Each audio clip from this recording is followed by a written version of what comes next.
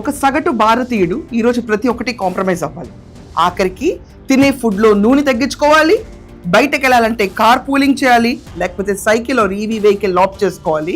At the same time work from home కూడా ఇచ్చేయాలి. And ఇది కోవిడ్ తర్వాత ఫేస్ చేస్తున్న అతి పెద్ద షాక్ మనకి. అసలు ఈ స్థితిలో ఎందుకున్నాం మనం? ఇది జరుగుతుందని తెలియదా? ఫిబ్రవరి 28 నుంచి దీనికి ప్రికాషనరీ మెజర్స్ ఉండవు మనకి. ఇది ఎవరు ఆలోచించట్లేదు. దెబ్బ తగిలి అది పుండైపోయి చీమి కారుతున్న స్థితిలో కూర్చుని దానికి అర్జెంటుగా ఆపరేషన్ చేయాలి అని చెప్పి ఈరోజు మన గవర్నమెంట్ మన ముందుకు వచ్చింది.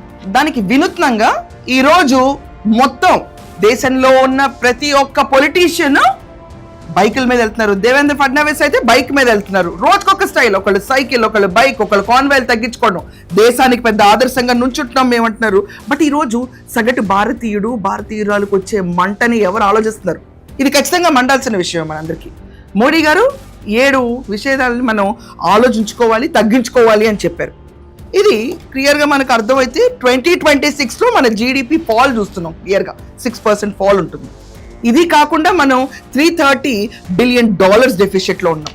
ఏంటి? ఇంపోర్ట్ కంటే ఎక్స్పోర్ట్ రేషియోస్లో మనం చూసుకుంటే కనుక $330 బిలియన్ డెఫిషియట్లో ఉన్నాం. ఇది కాకుండా మన డాలర్ రిజర్వ్స్ తగ్గిపోతున్నాయి.